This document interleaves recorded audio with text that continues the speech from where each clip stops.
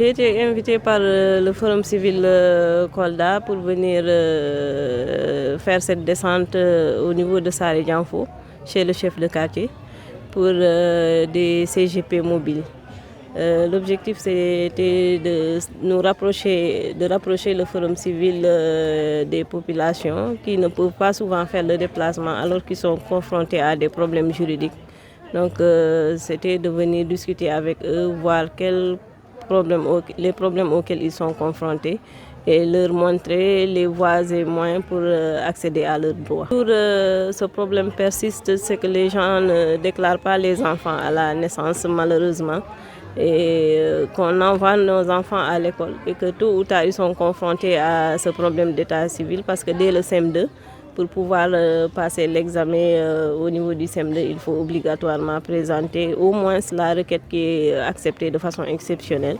Mais le papier d'état civil est obligatoire pour passer l'examen d'entrée en 6e. Le taux est assez élevé, que ce soit, et il y a beaucoup d'intervenants, que ce soit Forum civil, Association Gouné, USAID. Les ONG et organismes sont en train de se mobiliser pour lutter contre ce fléau, mais cela persiste. On ne peut pas vous dire avec certitude que c'est à ce pourcentage qu'on est confronté à ce problème. Parce qu'il y a le problème des non-déclarations, mais aussi des doublons. Certains parents veulent faire des jugements. Donc ils cachent déjà cette première naissance de l'enfant pour chercher une deuxième naissance. Pour donner des statistiques à ce niveau, c'est tout un problème. Pour babam Mamar Dianfo on walli kam nabi to école to be balli kam sukaɓe am ɓe keɓi kayitaji jibinande ɓe keɓano ɓe jangira école to joni noon ɓe mi dogi hen ha ɓe Allah waɗi ɓe malli kam mi heeɓi kayitaji ɓe puɗɗi jangude sona nafi kam nafi sukaɓe mi wimi nafi kam nafi sukaɓe ɓe janga. Avec le quartier, en fait, on a dû, puisque moi je suis surtout dans le cadre de l'école, je suis aussi le président du comité de gestion de l'école, la grande école élémentaire qui s'appelle Malansane qui est là. Donc pour la plupart, nous avions eu à travailler surtout sur les états civils pour les enfants qui sont en âge de faire leur examen de CF.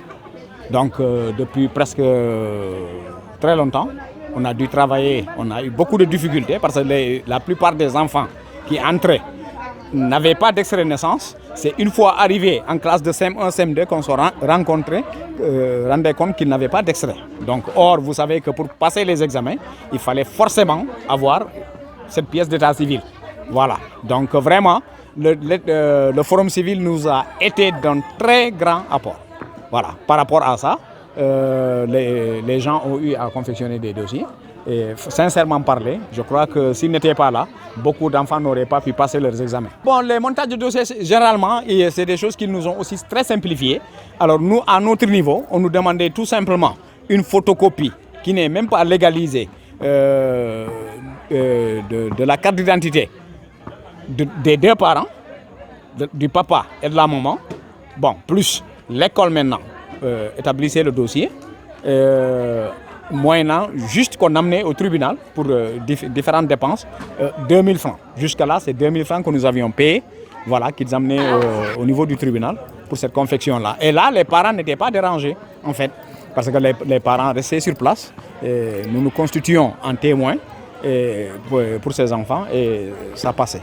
Voilà, il y a eu beaucoup de difficultés parce que parmi les difficultés, il y a des enfants dont les papas refusaient la paternité.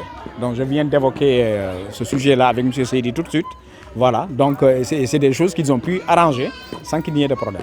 Aussi, ce qu'il faut considérer, c'est que le refus de paternité d'un papa ne peut pas et ne pourrait jamais empêcher à un enfant d'avoir son extrait de naissance. Ça vraiment, je crois que le tribunal a déjà statué sur ça. Donc ce qui fait que quand on arrive dans des cas de ce genre, alors c'est le plus souvent le nom de la maman, on affiche tout en réservant, parce qu'on nous a expliqué ça aussi au tribunal, que le papa pourrait un jour retourner au tribunal et affirmer la paternité de l'enfant. Parce que là, en ce moment, c'est des procédures judiciaires qui vont régler le problème. Mais au départ, pour que l'enfant ne soit pas bloqué par rapport à ses examens ou par son dossier, là, on prend le nom de la maman, et le papa n'existe pas. Et, très bénéfique, surtout à ce niveau, là où je me connais bien, un volet sur lequel moi j'ai tout le temps travaillé avec eux, en dehors du fait que voilà, dans le quartier il y a eu d'autres choses. Mais puisque je suis, surtout moi, c'est là où je me focalise, puisque comme je vous ai dit, je suis à l'école, donc pour moi la priorité, c'est les problèmes de l'école. Voilà.